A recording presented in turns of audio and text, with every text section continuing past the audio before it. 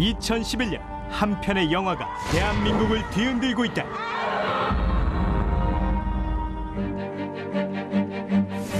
실제 한 청각장애학교에서 일어난 성폭행 사건을 재조명한 영화 도가니. 영화 도가니가 성폭력 사건을 다룬 실제 사건을 도가니죠. 재수사하라는 영화 국민들의 도가니가 분노가 지고 들끓으면서 있는데 첫날부터 경찰은 반응이 사실상 뜨거웠습니다. 재수사에 나섰습니다. 개봉 10일 만에 200만 돌파. 영화에 대한 뜨거운 관심과 함께 거센 사회적 반향을 불러일으키고 있다. 뭐라 설명해야 될지 모르겠어요. 분노가 많이 끌어올랐고요. 저기 실화라는 게 느껴지지 않았고요. 말도 못한 애들한테 그러면 안 되잖아요. 너 어떤 사람들인지 알아? 이 영화 속 성폭행 사건을 세상에 알리기 위해 싸우는 주인공 배우 공유. 이렇게 시끄러워질 줄 몰랐어요. 정말 솔직히. 영화 괜히 봤다라는 얘기. 왜? 괜히 화나요. 왜 이제서? 이러다가 하루아침에 또다시 차갑게 식어버리진 않을까. 원작 소설을 읽고 직접 영화를 제안한 그가 얘기하는 영화 도가니의 비하인드 스토리.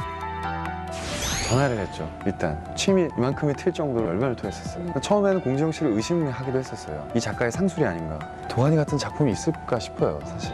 다시 내가 글로 빨려 들어가는 것 같은 느낌이 들어서. 가보자, 갈 때까지.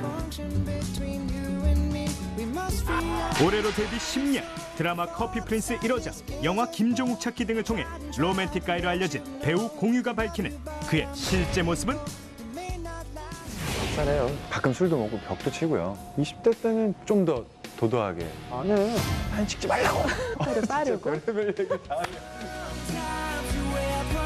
배우 공유와 진솔하고 유쾌한 인터뷰가 지금 시작됩니다. 안녕하세요, 공유 씨. 안녕하세요. 와, 요즘에 정말 바쁘신데 특별히 시간을 내주셨어요. 아닙니다. 네. 근데 정말 영화에 대한 반응이 지금 현재 1위거든요. 네. 이런 반응에 대해서 어떠세요? 일단 정말 전혀 예상하지 못했고요. 네. 영화를 처음에 찍기로 마음을 먹고 네. 영화가 제작이 되는 순간부터 사실 감독님 이하 이 영화를 만든 모든 이들의 마음은 네. 이 영화에다가 흥행이라는 단어를 붙이기가 그렇죠. 사실은 맞아요. 되게 조심스럽더라고요. 그래서 네. 무대 인사하실 때도 좀 느낌도 다르시고. 네, 보통은 이제 들어가서 뭐 재밌게 보셨어요? 뭐 이렇게 그렇죠, 맞아요. 예, 네. 저희가 리드를 해야 되는데 이 영화는 이미 관객들이 굉장히 어느 정도 영화 직후에 다운돼 있기 때문에 네. 들어가서 무슨 말을 먼저 해야 될지를 사실은 잘 모르겠더라고요. 정말 그렇겠네요. 네. 어떻게 하셨어요, 그래서 인사를? 근데 뭐 그렇게 많이 걱정했는데 네. 또 감독님이 혼자 들어가시면 네. 사람들이 굉장히 이렇게 여전히 다운돼 있지만 그렇죠. 또 정유미 씨나 저나 이제 배우들이 직접 나타나니까 네. 영화를 보고 느낀 감정은 그거고. 아, 또 공유 씨는 공유 씨고. 네, 그래서 뭐 또 네. 갑자기 그 영화 보시고 난 다음에 언제 그랬나는 듯이 또 소리를 지르고 사진을 찍으시고 이러시니까 네. 처음에는 그게 아 이거 이래도 되나 싶었는데 네. 그게 또 약간 중화시켜주는 예, 그럴 수도 있죠. 예, 그래서 모르겠어요. 영화 찍기 전에 공유 씨가 이 작품 자체, 이 사건 자체에 관심이 많아서 개인적으로 영화화 됐으면 좋겠다라는 강한 그 바람이 있었고 그래서 영화가 됐다는 얘기가 많이 됐거든요. 사실인가요? 네, 근데 뭐 사건에 대해서 관심이 많았던 건 솔직히 아니에요. 네. 예, 저는 이 사건을 몰랐습니다. 저도. 아, 네. 책을 보고. 네. 근데 원래 소설을 즐겨 읽는 사람도 아니었고 공지영 씨의 어떤 팬도 아니었어요. 네. 저는. 네. 군에 있을 때 병장 시절이었는데 우연히 제 손에 선물로서 그 책이 들어왔고 이제 그 책을 읽고 실화라는 얘기를 들었을 때 이게 매치가 안 되는 거예요. 이게 실화라는 얘기가 이게 어떻게 싫어요? 네. 처음에는 공지영 씨를 의심하기도 했었어요. 이 작가의 상술이 아닌가. 네, 그 정도로 믿겨지지 않을 만큼의 충격을 받았던 것 같아요. 배우로서라기보단 그 실제 사건을 책으로 썼다라는 내용을 들은 그냥 한 일반 사회 구성원으로서의 어떤 감정이 컸던 것 같아요. 그래서 거기는 분노도 있었고요. 저 스스로에 대한 자책도 있었고 처음에는 뭔가 망치로 머리를 크게 맞은 것처럼 정신이 없어서 굉장히 이성적이지 못한 그런 흥분 상태에서 계속해서 있다가 한번 냉정을 찾고 차근차근 생각을 다시 한번 해보자라고 했을 때 그럼 내가 배우로서 할 수 있는 일이 뭘까라는 것을 차분히 생각해 봤을 때 소설보다 아무래도 이 스크린으로 옮겨졌을 때 사람들한테 파급력이 더 있을 것 같다는 생각에 전화를 했죠. 일단 군에 있으니까 네. 저희 회사에 같이 네. 일하는 저희 회사 대표님한테 네. 공지영 씨의 도가니라는 소설을 봤느냐? 네. 안 봤대요. 봤대요. 그게 뭐야? 네. 봐라. 네. 네, 내가 말하기 전에 그 소설 일단 봐라. 네. 그랬더니 알았대요. 네. 그리고 이제 마지막에 이제 군대에서 말년 휴가라고 그러죠. 마지막 휴가를 네. 나갔을 때 회사 대표님을 만나갖고 침이 진짜 이만큼이 튈 정도로 혼자 옆에서 막 앞에서 열변을 토했었어요. 네. 그래서 거기서 영화를 하자 이렇게. 아니죠. 근데 이제 제안은 됐어요? 우리가 그렇게 한다고 해서 영화가 되는 건 아니었어요. 그렇죠. 네. 그래서 어떻게 해야 되냐? 그랬더니 원작이 있으니까 판권의 문제가 있다. 그렇죠. 그러면 공재용 씨한테 판권에 대한 문제를 해결해야 된다. 이제 그렇게 시작된 거예요. 네. 공재용 씨가 다행히 판권을 주셨고 판권을 네. 뭐 다른 데도 혹시 연락이 갔었나요? 아니면 유일한 연락이? 제가 알기로는 공재용 씨의 그 소설 판권에 대해서 관심을 갖고 계신 분들이 영화인들 중에 있는 걸로 알고 있어요. 네. 네, 저희가 먼저 두드린 거죠. 근데 공재용 씨 입장에서는 영화화 되는 것에 있어서 네. 전혀 반대할 이유가 없으셨던 것 같아요. 보다 더 많은 사람들한테 알리면 좋다라는 생각으로 책을 쓰신 거기 때문에. 그래서 시작이 된 거군요. 네. 그 이전에 사실 제가 네. 직접적으로 가서 뭐 작가님 이런 건 없어요. 근데 그건 좀 확대 해석된 부분이 있는 것 같고요. 네. 네.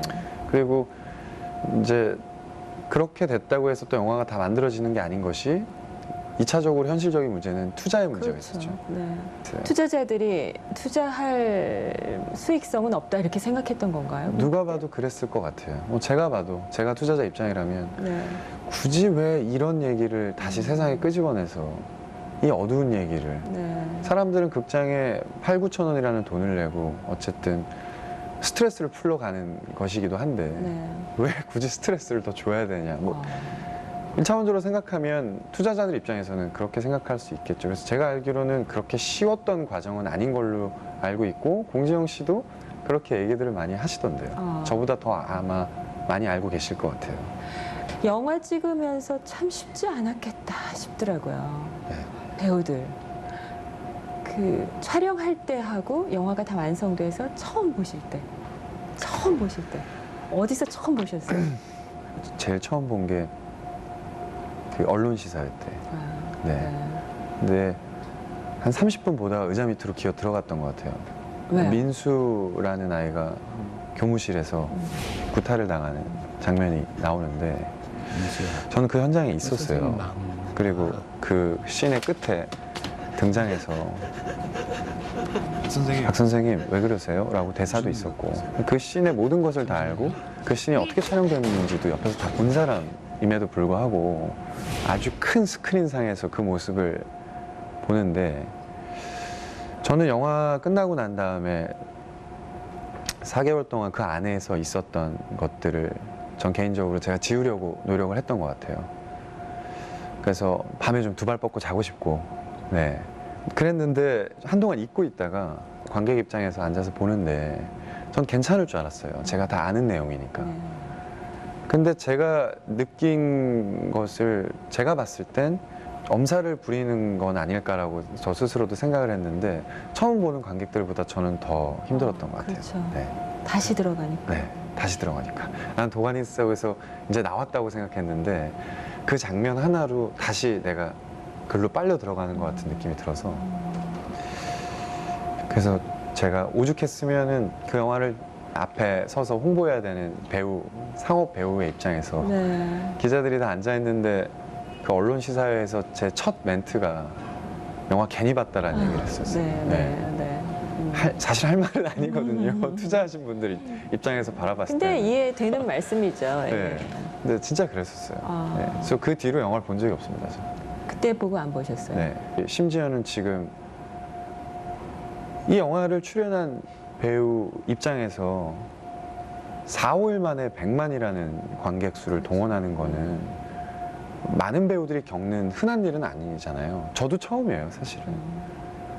근데 쉬운 말로 잘 돼도 걱정인 건 이 영화밖에 없다라고 말씀드린 게 네, 네. 마냥 좋지만은 않은 것 같고 뭔가가 계속 불안하게 만들어요, 사람을. 네.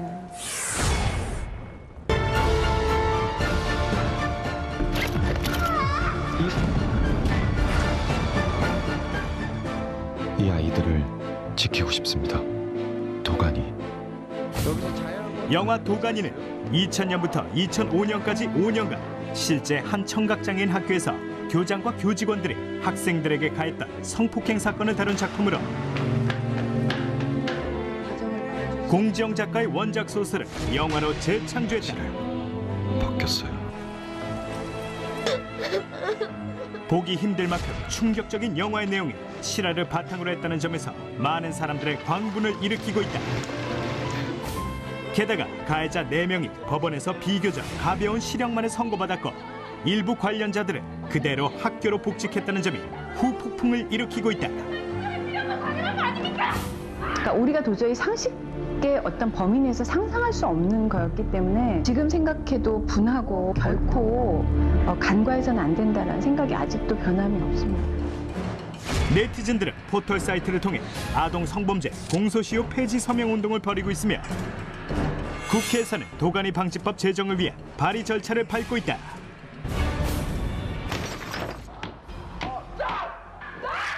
옳은 일 옳은 소리만 하고는 몸 사는 기다. 지금 이 손 놔버리면 나 소리한테도 좋은 아빠가 될 자신이 없어. 한편의 영화가 끌어낸 진실의 힘.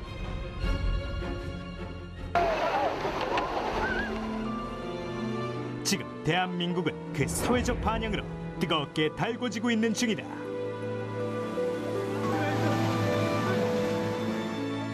전 이렇게 시끄러워질 줄 몰랐어요, 정말 솔직히. 네. 그게 화나게 만드는 것도 있어요. 왜 이제서? 네.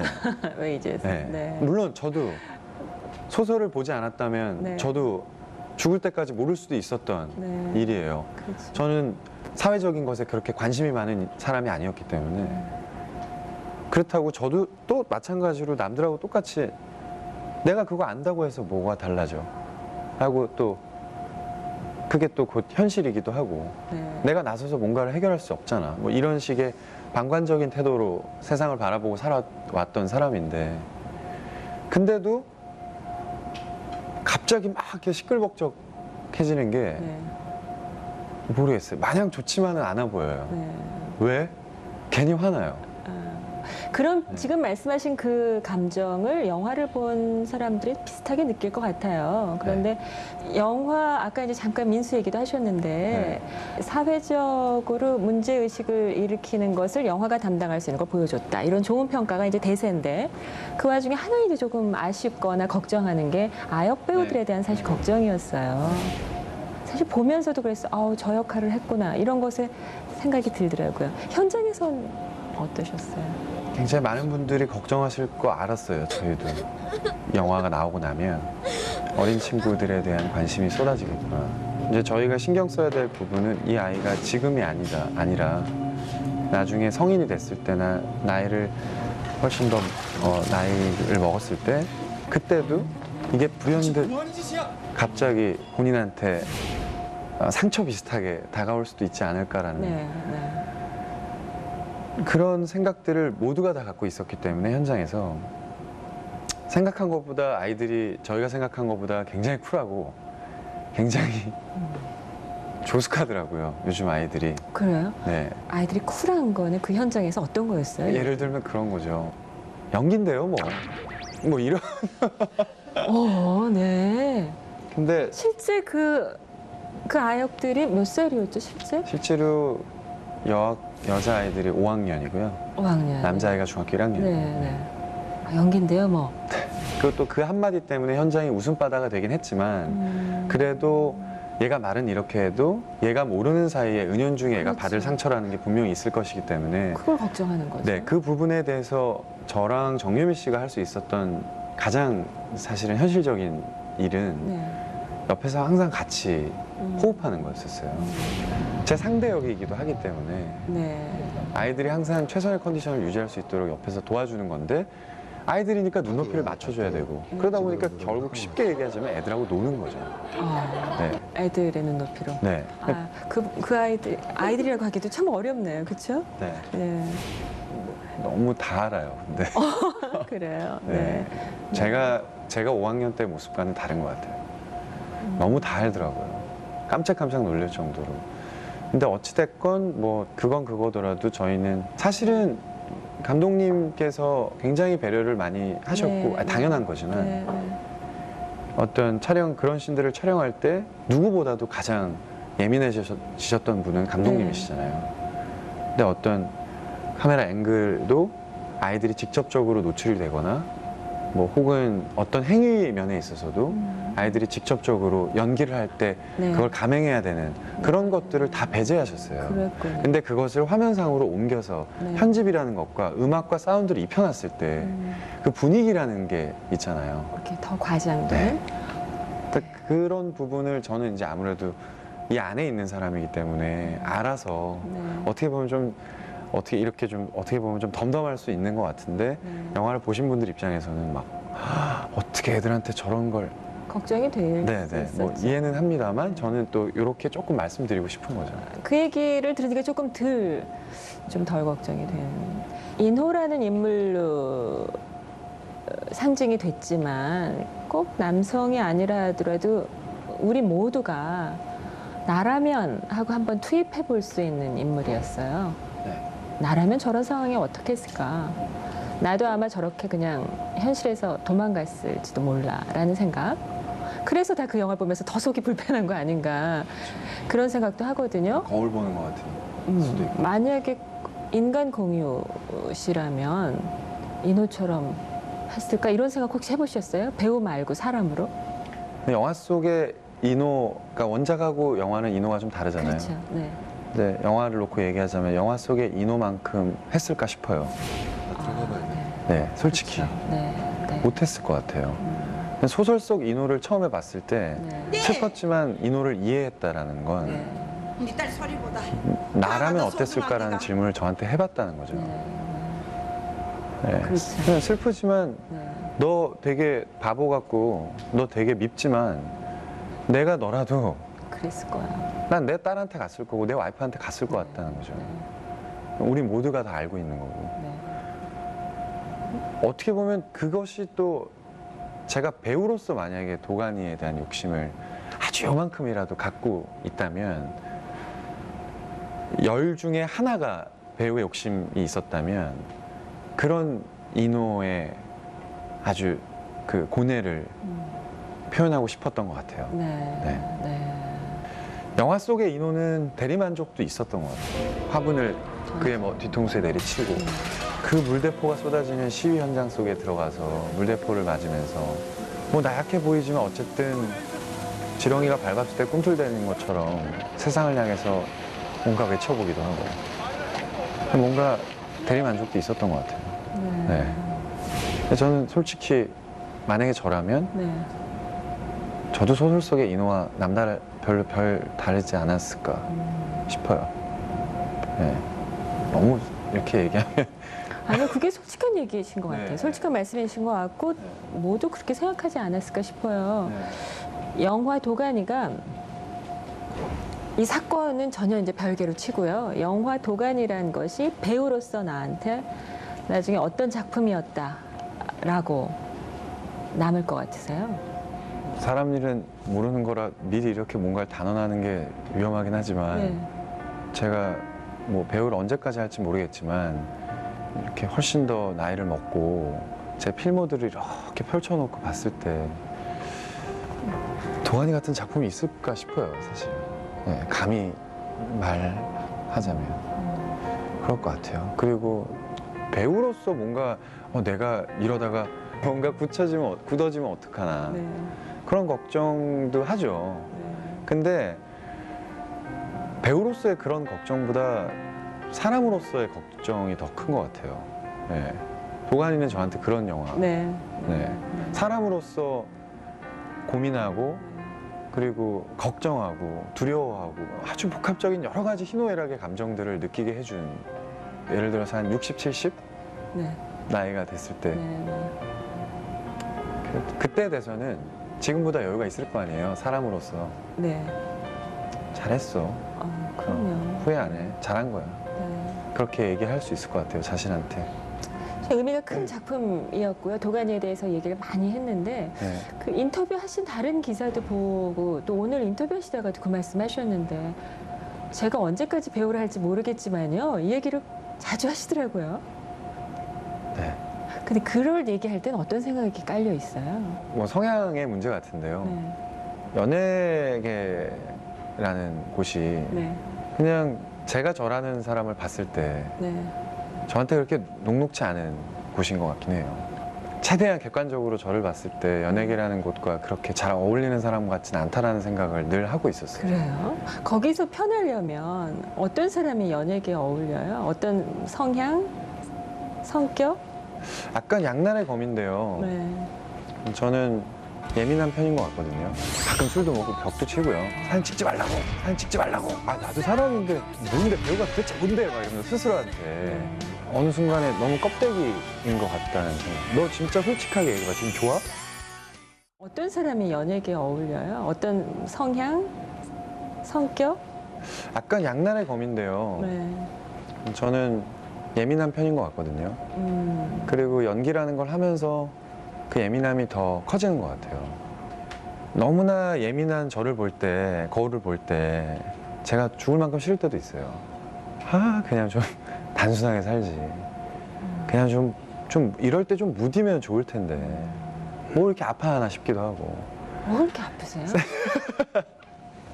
세상의 모든 고민 지가 다 짊어지고 있고. 근데 그게 없으면 네. 또 카메라 앞에서 연기할 때 아주 섬세한 부분들을 표현할 수 없을 것 같은 거예요. 그 네. 두려움이 또 있어요. 그래서 양날의 검이라고 말씀을 드리는데 연기만 놓고 본다면 이런 것들은 버틸 수 있고 상관이 없어요. 근데 쉬운 말로 가수는 노래만 하고 배우는 연기만 하면 되는 거 아니야? 그런 게 아니잖아요. 근데 그렇죠. 그게 싫은 거죠.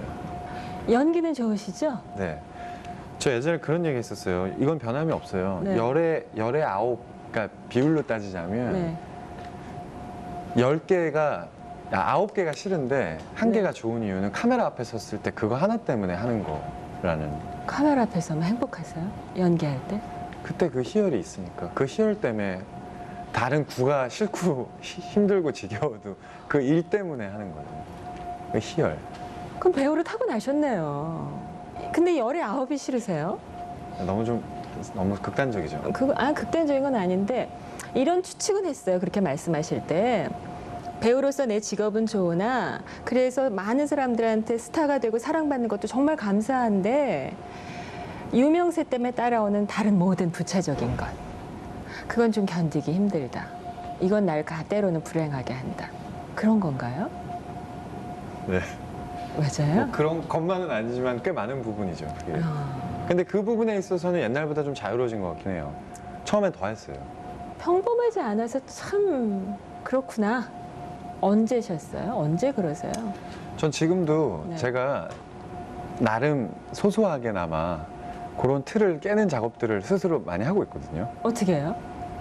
그냥 마트 가서 이렇게 카트를 끌고 다니면서 좀 안경도 안 쓰고 네. 모자도 안 쓰고. 안경은 썼습니다. 네, 선글라스는 아닙니다. 네. 실내에서 선글라스 쓰면 연예인들 많이 그러시던데요? 근데 밤에도? 저는 실내에서 선글라스 끼거나 네. 비 올 때 선글라스 끼거나 밤에 선글라스 끼는 거는 좀 제가 오글거려서 못 그러겠어요. 다행이네요. 네. 저도 오글거려요, 보기만 네, 해도. 네. 이게 자외선이 있을 때 선글라스를 껴야죠. 근데 네. 마트 가서 선글라스 끼면 나 공유야 쳐다봐줘 이건데 네. 그래서 변장용 안경? 약간 저 나름대로는 변장용인데 변장용. 바보 다 알아요. 다 알아요. 다 알아요. 다 알아요. 모자 쓰고 선글라스 써도 다 알아요. 다 알아요. 저는 그런 데 가는 거 되게 좋아해요. 사람들 북적거리고 뭐 시장, 뭐 마트, 뭐 극장 혹은 클럽. 네. 네. 그런데 뭔가 갔을 때 편하게 있을 수만 있다면 전 그런 자리를 좋아하는 사람인데 이제 계속해서 뭔가 약간의 이제 방해들이 생기고 불편해지니까 줄잖아요, 횟수가. 근데 이제 저 나름대로의 소소한 그 일탈은 네. 뭐 일탈이라고 표현한 것도 좀 어떻게 보면 되게 재수없게 들릴 수 있을 텐데 그냥 그냥 가는데 예전에는 좀 신경을 썼었어요. 네. 막 괜히 피해의식 갖고 네. 내가 진짜 나도 사람인데 나도 마트 가서 좀 내가 먹고 싶은 거 탁탁 고르고 오랫동안 장도 보고 시시콜해서 먹기도 해보고 그리고 뭐 바닷가 가서 이렇게 들어누워서 뭐 해수욕도 하고 난 왜 뭐 여자랑 손잡고 바닷가 걸을 수도 있는 거고 이런 거지 왜 난 이런 거 못해? 나 뭔데 배우가 도대체 뭔데? 막 이러면서 스스로한테 네. 그리고 20대 때 사회생활이라는 생각으로 다 그렇게 해야 되는 줄 알았어요. 좀 얕아도 넓게 막 안녕하세요 뭐 오셨어요? 요즘 잘 보고 있습니다. 뭐 인사는 무조건 90도고. 네. 네. 네, 뭐 다 그렇게 하는 줄 알았어요. 제가 처음 했던 사회생활이니까. 되게 굿 펄슨이 되자. 되게 좋은 사람이 되자. 막 이런 거에 대한 약간 증후군 비슷하게. 네. 근데 제가 너무 힘든 거예요. 그러다 보니까. 이게 쌓이니까. 내 걸 해소하는 순간이 없고 다 그냥 맞춰서. 그러니까 어느 순간에 너무 껍데기인 것 같다는 생각. 너 진짜 솔직하게 얘기해봐. 지금 좋아? 너 지금 여기 가는 게 좋냐? 아니잖아. 이대로는 내가 원하는 삶이 아닌 것 같아. 막 이러면서 막 반항하고. 네, 반항하고 벽치고. 벽도 이렇게 치기무시 그러셨고. 지금 혼자 있을 때 뭐 지금 이렇게 웃으면서 얘기하지만 네. 가끔 술도 먹고 벽도 치고요. 혼자. 왜 풀 데가 없으니까 어디 가서 풀어요. 그렇다고 길거리 지나가는 사람이랑 시비 걸어서 싸울 수도 없는 거고. 신문에 나죠. 그렇죠. 그러니까 괜히 그냥 애꿎은 벽 탓하는 거죠. 술 한잔 먹고. 요즘도 가끔 벽 치세요? 요즘엔 안 해요. 그때는 또 혈기가 있었으니까 지금보다. 요즘엔 벽 안 치시고? 요즘엔 조금 화나면 어떻게 하세요? 그렇게 화나지 않는 것 같아요. 그래요? 예전보다 스스로를 다스릴 줄 아는 것 같아요. 네. 그리고 예전에는 막 사진 찍는 거 싫고 막 이랬었어요. 커피 프린스 때 정말 저한테 중요한 감정씬이고 네. 정말 네. 진짜 너무너무 곤두서 있던 그렇죠. 네. 씬이었는데 학생 애들이 어쩌고저쩌고 그러면서 카메라로 땡겨갖고 찍고 있고 막 이러는 거예요. 네. 거기 다 노출이 돼 있는데요. 저도 모르게 그 아이들한테 뭐 지금 와서 상처받은 게 있다면 미안하다고 얘기하고 싶은데 네. 그때 당시 보고 있을 거예요. 네, 그때 당시 그랬었어요. 사진 찍지 말라고. 하셨구나. 네, 저도 이렇게 발끈한 다음에 약간 잠시 네. 하다가 매니저도 놀래고. 근데 그때 처음으로 구경하시는 일반 시민을 상대로 사진 찍지 말라고. 정말 놀라셨겠다. 놀랬죠. 애들이. 본인도 놀라시고 고등학생이었는데. 학생도 저도 하고 난 다음에 깜짝 놀라시고. 그래서 수습하셨죠? 그때 당시에 그 아이들한테 직접적으로 수습은 못한 것 같아요. 네. 지금 그 얘기가 기억이 나는 건 마음에 많이 남으시는 거잖아요. 학생들이었으니까.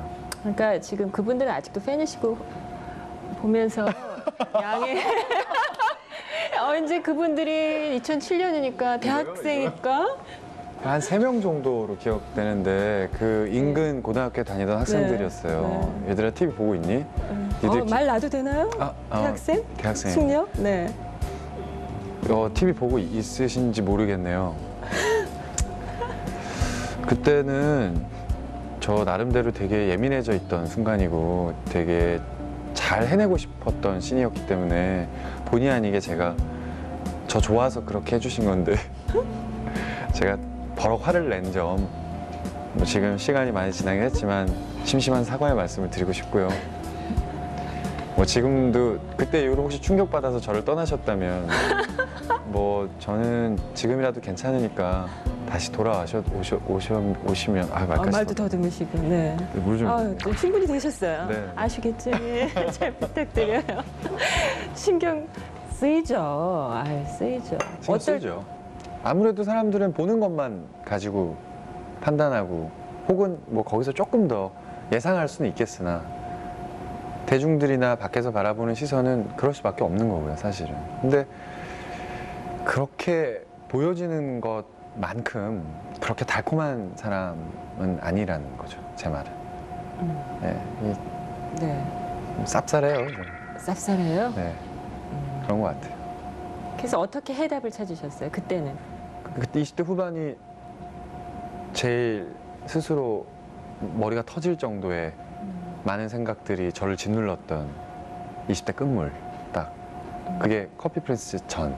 그 커피 프린스가 그러면 어떤 탈출구가 된 건가요? 꼭 그렇지는 않은데요. 커피 프린스가 저한테 분명히 준 건 저 커피 프린스 원래 안 한다고 했었어요. 왜요? 그때 당시에. 왜요? 사람들이 느낌이 안 잘 오셨어요? 몰라요. 아니요, 그냥 트렌디한 게 싫었었어요. 말랑말랑하고 알콩달콩하고 트렌디하고 좀 쉽게 얘기해서 시청자분들이 쉽게 공감을 할 수 있는, 편하게 볼 수 있는 그런 대중적인 류의 작품들이 싫었었어요. 제 마음이 내키지가 않으니까 네. 내가 나가갖고 웃으면 이건 거짓이다. 난 지금 이걸 제대로 즐길 수 없을 것 같다. 그래서 거절을 했었어요. 네. 근데 하도 이제 옆에서 저를 설득하려고 덤비니까 다들 아니 뭔데 이렇게 날 설득하려고 드는 거야. 난 안 하겠다니까. 그러면 좋아, 오케이. 그러면 작품을 보겠다. 그래서 윤정 감독님이 만드신 그 태릉 선수촌을 인터넷 들어가서 다시 보기로 본 거예요. 이 사람 방송국에서 드라마를 만드는 사람 같지가 않아. 이런 생각이 딱 들었어요. 저 작품을 보고. 결국 배우도 작품으로 얘기하고 연출도 작품으로 얘기하는 거잖아요. 이거 뭐지? 이렇게 돼서 감독님을 만나보겠다. 네. 그렇게 됐어요. 만나서 얘기했는데 처음 만나는 사람한테 그렇게 제 얘기 많이 한 거 처음인 것 같아요. 그때 당시에 내가 갖고 있던 배우로서의 고민, 사람으로서의 고민들, 치열했던 모든 것들을 그 사람한테 처음 봤는데 막 퍼부었어요. 네. 근데 나 딱 첫 미팅하고 난 다음에 감독님이 돌아가서 그러셨대요.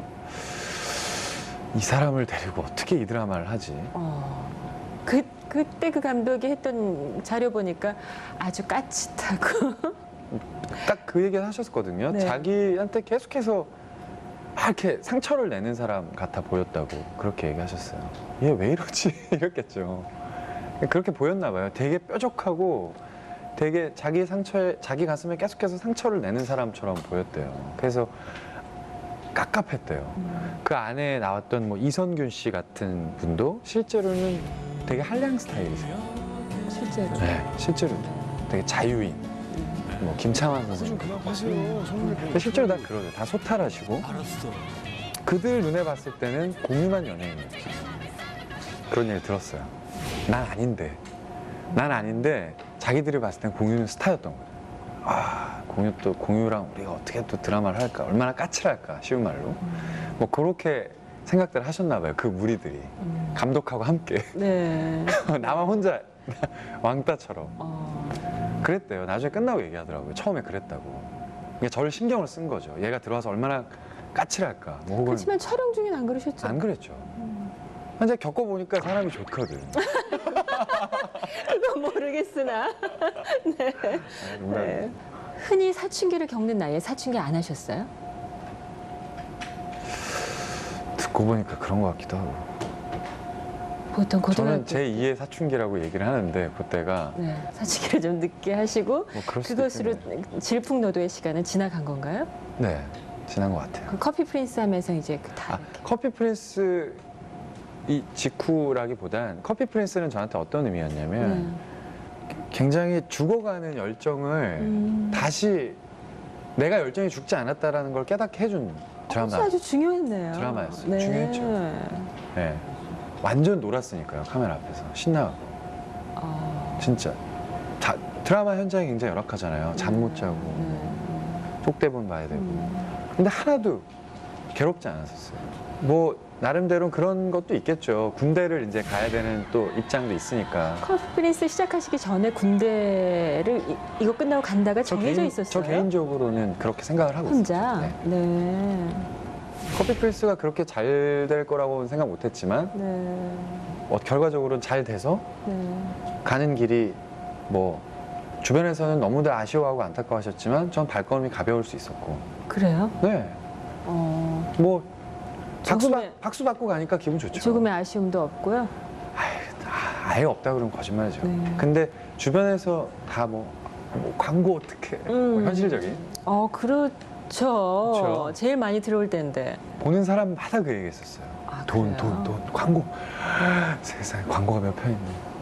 근데 너무 그런 얘기들을 많이 하니까 약간 진짜 그런가? 뭐 이런 생각은 한 적은 있죠. 왜냐하면 군대에 가서 TV를 보는데 이선균이 도너츠 광고하고 있고 윤은혜가 광고를 도배력하고 있고 막 최정환이 또 광고 다 광고 우리 드라마 나왔던 나 빼고 광고를 다 나오고 있는 거예요. 어떠셨어요? 그러니까 좀 그때 좀 군대에서? 기분 묘하더라고요. 그때 옆에서 같이 누워있는 그 친구들이 다 어리잖아요. 다 형이죠. 나이가 많으니까. 강민혜 씨. 나 보기 싫은데. 이성규 씨. 나도 군대 안 왔으면 지금 니네가 TV로 저렇게 볼 텐데.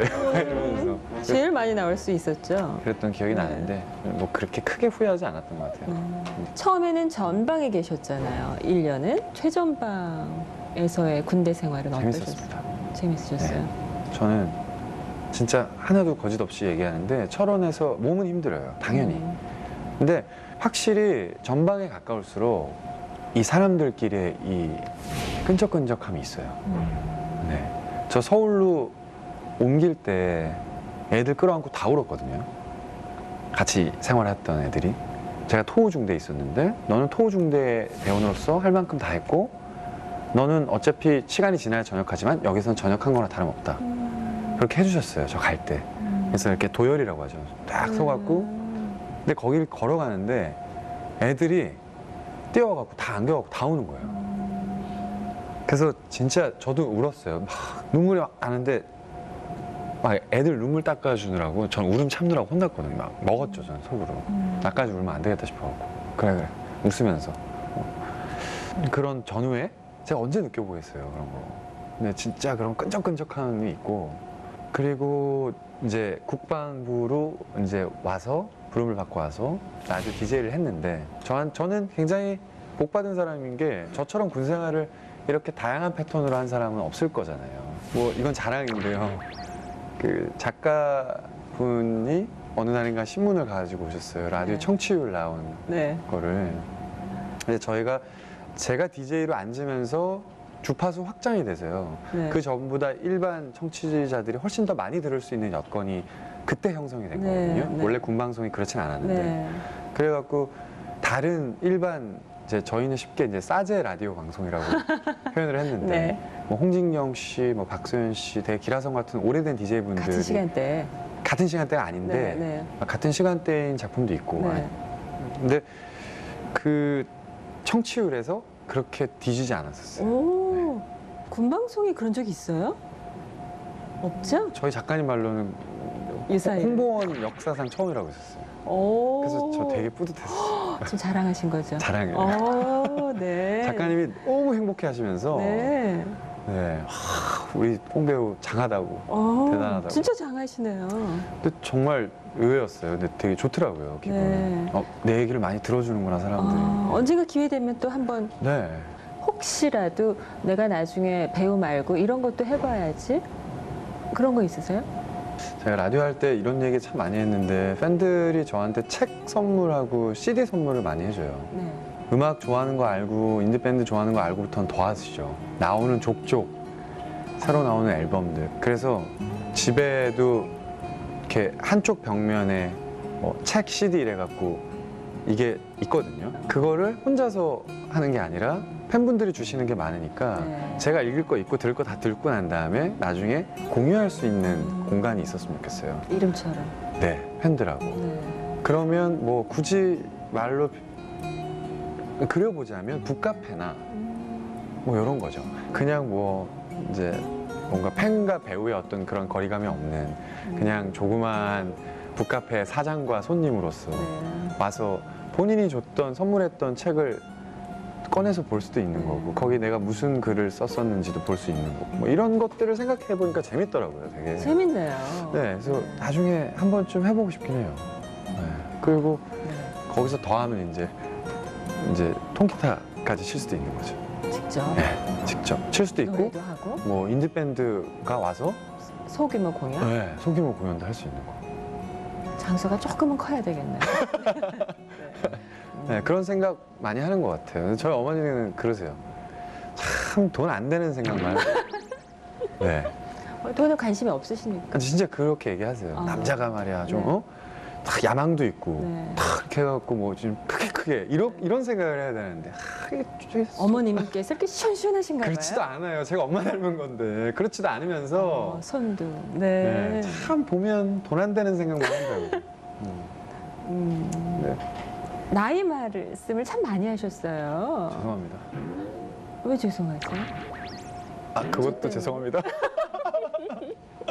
나이 얘기 많이 하셨는데 20대에 그 사춘기 하셨잖아요. 제2인지는 모르지만 그때 이렇게 나한테 아프게 하고 나를 자학하기도 하고 괴롭기도 하고 그런 시절을 보내셨는데 지금에 와서 그때 이렇게 되돌아보면 어떠세요? 그냥 제가 만약에 다시 돌아갈 수 있다면 실제로 저한테로 네. 다가가서 몸에 힘을 좀 빼라고 얘기해주고 싶어요. 네. 그냥 가르쳐주고 싶은 거죠. 그쵸. 그리고 난 지금 33세 공유인데 지금 나 괜찮거든. 그러니까 너 너무 걱정 안 해도 돼. 괜찮아. 몸 힘 살짝 빼고 자학만 하지 마라. 네 마음의 상처만 좀 덜 내라. 상처라는 게 어차피 시간이 지나면 아물지만 흉터는 남으니까요. 상처를 많이 낼수록 흉터가 많아지는 거니까 그럼 밉잖아요. 그냥 찾아가서 귀뜸해주고 싶어요. 나 지금 괜찮아. 도가니도 잘 되고 있고 이러면서 네. 걱정하지 마. 힘 풀어. 네. 저희 프로그램이 많은 연령대가 보시지만 특별히 이제 20대를 위해서 공통적인 질문을 드려요. 내가 만약에 청춘 매뉴얼을 쓴다면 첫 장에 20대 청춘 매뉴얼 뭐라고 쓰시겠어요? 이런. 그냥 실패하는 것에 있어서 두려움을 갖지 않았으면 좋겠어요. 다치고 넘어지고 피가 나도 20대인데 미리 몸을 사리거나 뭐 어떠한 것들로 인해서 주저하거나 뭐 어떤 기로에 섰을 때 20대가 가질 수 있는 어떤 패기와 혈기를 믿고 그게 비록 실패하고 넘어져서 피가 나더라도 앞으로 가라라고 얘기하고 싶거든요. 그리고 저는 많이 망설였던 것 같아요. 네. 제 어떤 혈기를 제대로 발휘하지 못한 것 같고 제 청춘, 지금도 청춘이지만 20대 때 가지고 있던 어떤 그런 밝고 순수한 어떤 에너지나 힘을 전 마음껏 쏟아내지 못했어요. 제 어떤 미련한 성격 때문에. 근데 그거에 대한 후회가 되게 많이 남아요. 그래서 미련 없이 아낌없이 에너지를 발산했으면 좋겠어요. 그게 연애가 됐든 뭐 학업이 됐든 일이 됐든 모든 면에 있어서 아낌없이 다 그렇게 해봐야 아는 것을 그렇게 하지 않고 주저했기 때문에 모르는 것들이 아직도 있는 것 같거든요. 저는. 그래서 주저하지 말고 아끼지 말고 20대의 어떤 그 본인이 갖고 있는 에너지를 충분히 믿고 발산하라고 얘기하고 싶고요. 네. 연애하는데도 네. 주저하지 않았으면 좋겠어요. 불쌍해. 네? 20대에 얼굴이 알려져서 연애도 마음껏 못 하셨을 거 아니에요. 그렇죠. 전 바닷가를 여자랑 손잡고 걸어본 적이 없어요. 너무 한대겠다. 네. 그거 해보고 하겠죠. 싶으시죠? 해보고 싶죠. 그렇죠. 결혼하면 하려고. 결혼하기 전에도 해야지. 몰래. 저 이렇게 막 사람들 출입 금지 구역 이런 해수욕장 같은데 해수욕장도 아니구나. 조심하세요. 잘못하면 저쪽으로 넘어가. 아니 하겠죠. 왜? 스캔들 너무 걱정하지 말고 바닷가 거니시기 바래요. 네. 네. 40대가 30대 해줘. 오늘 인터뷰하면서 그동안 10년 동안 봐왔던 공유라는 배우에 대해서 지난 10년 동안 전혀 보지 못했던, 듣지 못했던 것을 듣고 보고 느낀 시간이었어요. 그래서 인터뷰 시간 내주셔서 감사하고요. 네. 하고 싶은 거 다 하셨으면 좋겠어요. 조만간에 바닷가는 꼭 건널게요. 꼭 거닐게요. 거니세요. 네. 예, 꼭 거니시고 거니신 다음에 야호 하시면 그런 신호로. 야호 하시면 거닐었구나. 네. 그러고 박수 쳐드릴게요. 네. 감사합니다. 오늘 즐겁고 행복했습니다. 고맙습니다. 감사합니다. 네. Lately like we're drifting